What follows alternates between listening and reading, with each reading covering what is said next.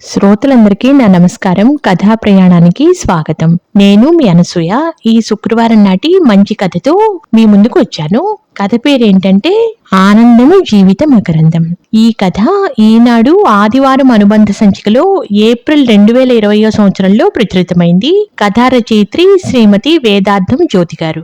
ఏకాంతము దొరికినంత ఎడమోమా నీ వేడుక FM రేడియోలో మధుర గీతాల్లో వినిపిస్తున్న నాటి మేటిపాట మనసు పొరల్లో ఎక్కడో తీగలను సవరిస్తోంది. ఏకాంతం ఈ పదం అందమైనది, అపురూపమైనది. అయితే అదే కొందరికి అరుదైనది కూడా. జాజిపూలు కోస్తున్న శాంతలో ఆలోచనల తరంగాలు. తనకి ఎంతో నచ్చిన పాట మళ్లీ మళ్లీ వినాలనిపిస్తోంది. అలాంటి సన్నివేశం జీవితంలో ఒక్కసారైనా వస్తుందేమో అని చాలా ఆశపడింది.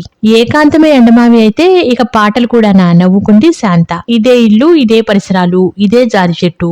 సాయంత్రం ఆకాశం అరుణిమ దాల్చి సిగ్గుపడుతున్న పెళ్లి కూతురులా ఉన్నప్పుడు పూలు చెట్టంతా పరుచుకుని కపించేవి. ఉదయం తెల్లగా విచ్చిపోయి మమ్మల్ని కోసి మా అందాల్ని ఆస్వాదించే తీరిక ఓపిక మీకు లేవా పాపం అంటూ నవ్వుతూ వెక్కిరిస్తున్నట్టు అనిపించేది శాంతకు. పెళ్లి అత్తగారింట్లో అడుగు పెట్టగానే ఆ పూల మొక్కలు చూసి మురిసిపోయింది. వీధి చివర వేణుగోపాల స్వామి కోవెల.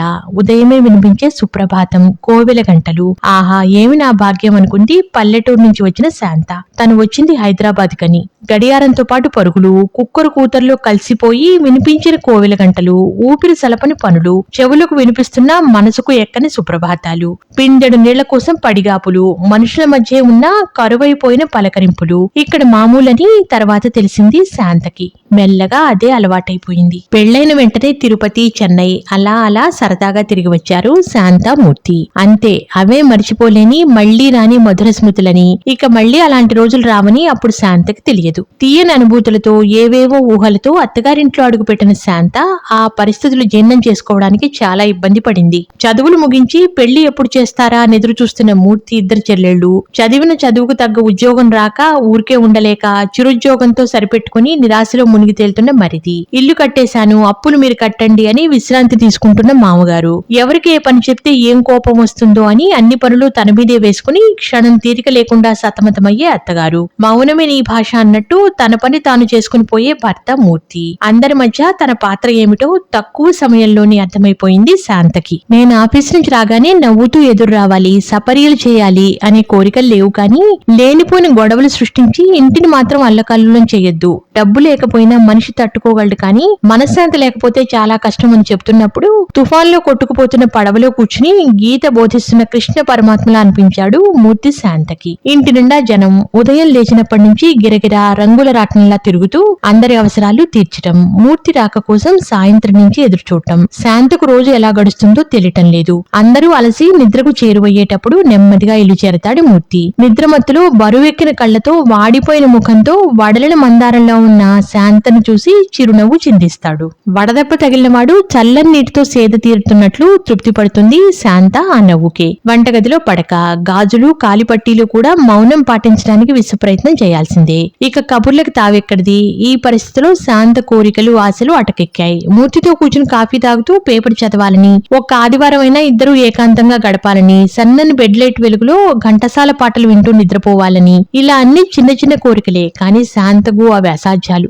ఏకాంతం అన్న పదం తన నిఘంటువులో లేదని అర్థమైపోయింది శాంతకు. అన్నీ తెలిసిన మూర్తి స్థితప్రజ్ఞుడే. పెద్ద ఆడపడిచి పెళ్లికి అమ్మ వదినికి పట్టుచీర కొను, ఎప్పుడు ఏమీ అడగలేదు అంది ఆ అమ్మాయి. మా కోడలు బంగారం, అందుకే చీరలు నగలు మీద ఆశే లేదు, మురిసిపోయిందా అత్తగారు.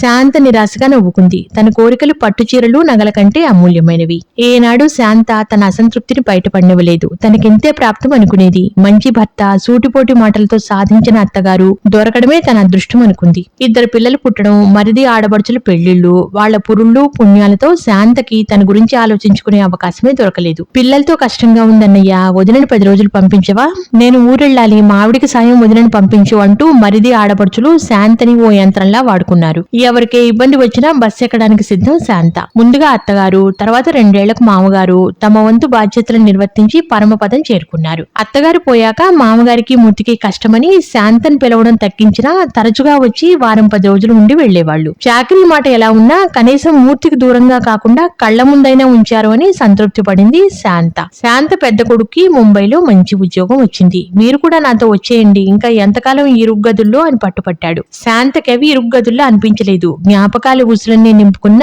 అద్భుత సౌధాల్లా, చుట్టూ పచ్చని చెట్లతో సుందర ఉద్యానవనంలా అనిపిస్తోంది. చిన్నవాడి చదువుందిగా అని సర్ది చెప్పి పెద్దవాడి పెళ్లి చేసి పంపించారు. చిన్నవాడు ఫైనల్ ఇయర్ లో ఉండగానే ఉద్యోగం వచ్చింది. పెద్ద కోడల్ని పురిటికి రమ్మంటే చిన్న ఇల్లు వద్దు మీరే రండి అన్నారు కొడుకు కోడలు. ఎలాగో మొక్కుబడిగా 3 నెలలు ముంబైలో ఉండి కోడలి బాధ్యత వియ్యపురాలికి అప్పగించి వచ్చి మూర్తి చెంతను చేరింది శాంత. అంతలో చిన్నబ్బాయి పెళ్లి, అమెరికా ప్రయాణం. శాంతను మూర్తిని వెంట తీసుకెళ్లాలని చాలా ప్రయత్నించాడు. సున్నితంగా తిరస్కరించారు మూర్తి శాంత. సిటీ జీవితమే యాంత్రికంగా మారిపోయి బాధపడుతుంటే ఇక అమెరికా అంటే మరీ ఘోరమైన పరిస్థితి అని ఇద్దరికీ తెలుసు. ఇక్కడ కనీసం పక్కవాడైనా పలకరించడానికి ఉంటాడు, అక్కడ భరించరాని ఒంటరితనం మనిషిని వేధిస్తుంది. ₹1,00,00,000 ఇచ్చినా అక్కడికి వెళ్లొద్దు, మన ఊరు మన మనుషుల మధ్య ఉన్న ఆనందం ఆ విలాస జీవితంలో వెతికి చూసినా దొరకదు అని పక్కింటి కాంతమ్మ సలహా ఇచ్చింది శాంతకి. అందరూ వెళ్లిపోయి బాధ్యతలు బరువులు తీరిపోయి ఒంటరిగా మిగిలారు శాంత మూర్తి. జీవితపు 40వ మైలురాయి దగ్గర ఆగి ఇంత దూరం ఎలా నడిచాం, సాధించింది ఏమిటి, పోగొట్టుకున్నదేంటి అని వెనక్కి తిరిగి చూస్తే శాంతకి బంధాలనే చిక్కుముళ్ల మధ్య నలిగిపోయిన తమ యవ్వనము, వాడి వేడి తగ్గి ఉస్సురంటూ అణిగిపోయిన కోరికలు, ఆకాశ కుసుమాల్లా అందక చెప్పుకోక మిగిలిపోయిన చిలిపి ఊసులు కనిపిస్తున్నాయి. అంట్లు తోమి తోమి అరిగిపోయి గరగరలాడుతున్న చేతులు, నీళ్లలో నాని పగుళ్లతో చీరిన పాదాలు, మేము వచ్చేస్తున్నామంటూ హెచ్చరిస్తున్న తెల్ల వెంట్రుకలు. మధ్యతరగతి ఇల్లాలకి ప్రతిరూపంలా ఉన్న శాంతను చూసి మూర్తి ఓసారి, శాంత ఇప్పుడు మనకి సమస్యలేం లేవు కదా, ఒక్కసారి బ్యూటీ పార్లర్ కి వెళ్లి అందమైన అప్పటి శాంతలా మారిపోకూడదు అన్నాడు. వయసు పైబడుతుంటే బ్యూటీ పార్లర్ వాళ్ళు మాత్రం ఏం చేయగలరు పాపం, మీరే అప్పటి కళ్ళతో చూడండి జవాబిచ్చింది శాంత. ఇప్పుడు శాంతకి కావలసినంత తీరిక. తెల్లవారుజామునే లేచి పూజ ముగించుకోవడం, పూలమాలలు కట్టి మూర్తి ఆఫీసుకు వెళ్లగానే కోవెలకు వెళ్లడం, వేణుగోపాల స్వామి సన్నిధిలో కాసేపు సేద తీరడం, ఇంటికి వచ్చి ఏదో కాలక్షేపం చేస్తూ మూర్తి కోసం ఎదురు చూస్తూ పూలు కోస్తూ ఆ పూల మౌనరాగాల్ని ప్రశాంతంగా ఆలకించడం. శాంతకి ఇంతకంటే ఆనందం ఏదీ లేదేమో అనిపిస్తుంది. దేవి గారు, భక్తుడిని కాస్త కరుణిస్తారా, మూర్తి పిలుపుతో ఉలిక్కిపడి చూసింది శాంత. ఎదురుగా మూర్తి. ఏవో ఆలోచనలు. సిగ్గుపడింది శాంత. నీవు సిగ్గుపడుతుంటే మంచులో తడిసిన ముద్దమందారంలా ఉన్నావోయ్ చమత్కరించాడు మూర్తి. ముసలి మందారమా ముద్దమందారమా నవ్వుతూ అడిగింది శాంత. వృద్ధాప్యం శరీరానికే కాని మనసుకు కాదు శాంత. నిజానికి మనిషికి తోడు అవసరమయ్యే అసలైన వయసు ఇదే. ఇప్పుడు మనం ఎవరి గురించి ఆలోచించక్కర్లేదు. నాకు నువ్వు, నీకు నేను అంతే. మూర్తి మాటల్లో నిండిన సంతృప్తి. ఆ క్షణంలో శాంతకి తాను జీవితంలో ఏదీ పోగొట్టుకోలేదు అనిపించింది. శాంతామూర్తుల ఇల్లు బంధుజనంతో కిటకిటలాడుతోంది. పలకరింపులు, చెలోక్తులు, నవ్వులు, పండగ వాతావరణం కనిపిస్తోంది. అది మూర్తి రిటైర్ అయ్యే రోజు. ఆఫీసులో పార్టీ అయ్యాక మూర్తి చెల్లెళ్ళు, తమ్ముడు, పిల్లలు అందరూ కలిసి చేస్తున్న సత్కారం. అందరూ మూర్తి సౌశీల్యాన్ని, ఔదార్యాన్ని వేణోళ్లు కొనియాడారు. చెమర్చిన కళ్లతో శాంత మూర్తిని తనివి తీరా చూసుకుంటోంది. మూర్తిలో చెదరని అదే చిరునవ్వు, పొగడ్తలకి పొంగిపోని నిశ్చలత్వం. మూర్తికి తన బంధువులని, ఆత్మీయులను చూస్తే ఆనందంగా ఉంది. ఇంతలో చిన్నబ్బాయి వచ్చి 2 టిక్కెట్లు తెచ్చి చేతిలో పెట్టాడు. నాన్న, ఈ రోజు నువ్వు అమ్మ సినిమాకి వెళ్ళండి. మేమా సినిమాకా? ఇంతమందిని ఇంత ఆనందాన్ని ఇంట్లో వదిలి అక్కడేం చూస్తాం, మాకిష్టం లేదు, వద్దు అన్నారు. లేదు నాన్న, వెళ్లాల్సిందే. అందరూ గోలగోలగా అరవడం మొదలెట్టారు. పెద్దబ్బాయి కారు తీశాడు. అందరూ టాటా చెప్పారు. శాంత మనసు దూదిపించలా తేలిపోతుంది. అన్నయ్య, నువ్వు వదిన మా దగ్గర వచ్చి ఉండండి చెప్పింది చిన్నాడపడుచు. 2 పిల్లలు, భార్యాభర్తలిద్దరికి ఉద్యోగాలు. క్షణం తీరిక లేక సతమతమవుతూ శాంతనే 100 సార్లు అనుకునేది అమ్మాయి. నీ దగ్గర అయితే వదినకు రెస్ట్ ఉండదు. వదిన, అన్నయ్య మా దగ్గర ఉంటారు. ఆయన ఏదో షాప్ ఓపెన్ చేస్తారట. నమ్మకమైన మనిషి కావాలట.